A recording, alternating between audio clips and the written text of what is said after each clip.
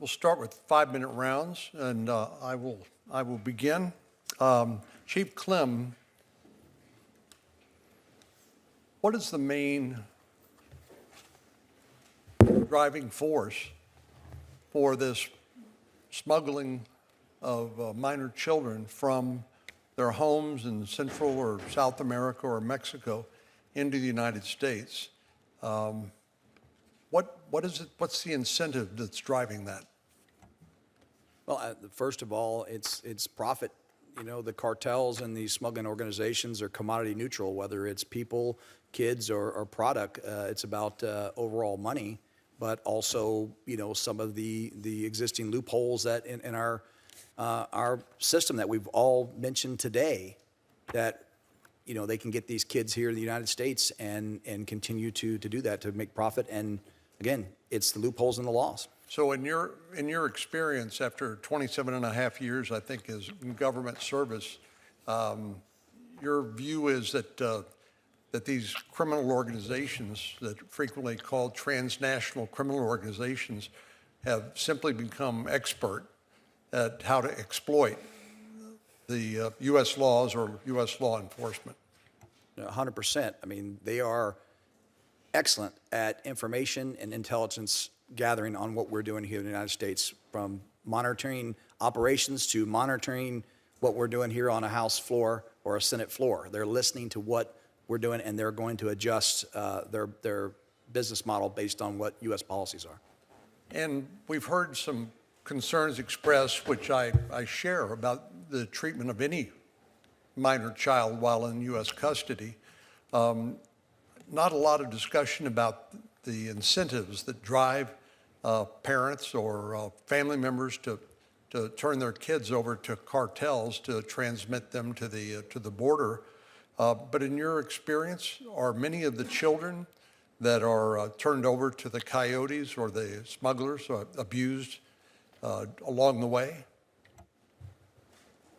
I think just the general process that goes on to be smuggled through Mexico into our U.S. border is horrific because of the stash houses, the unrelated adults, the things that are going on. Are many of them then abused? Yes. Not all of them, but we have seen plenty of them that are, you know, pretty traumatized. They don't say much to us when they're in our custody, but we do have avenues to get them the support they need while they're in our custody. At the end of the day, when the volumes are so high, we don't always see that while they're with Border Patrol, and it comes out later when they're placed in OR.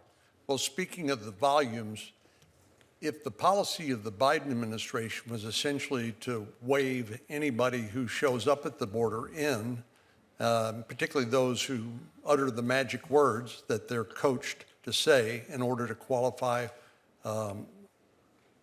for a preliminary screening for asylum, that overwhelmed the capacity of the Border Patrol to deal with them, did it not? We saw crowded detention facilities.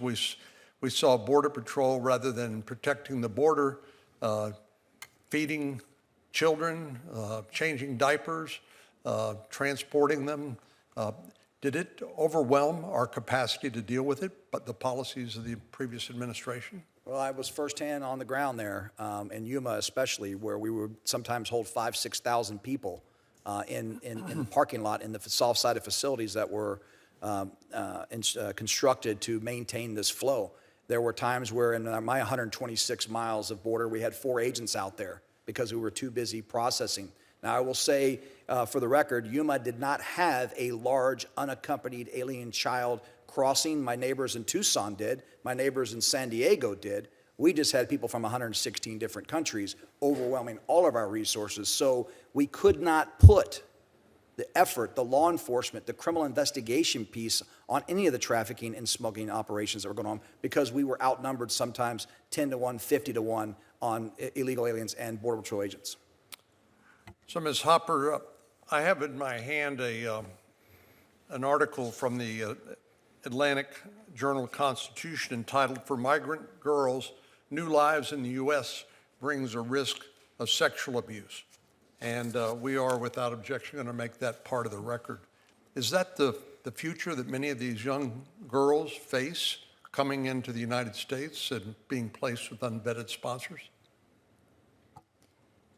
It is, unfortunately, and when it doesn't include the sexual exploitation that they encounter along the journey, only to be further sexually exploited once they come into the country, that article clearly outlines that, yeah. And do we know whether those young girls who are traumatized by that, whether they receive the mental and physical health care that they may need in the United States, or is that something we just don't know the answer to?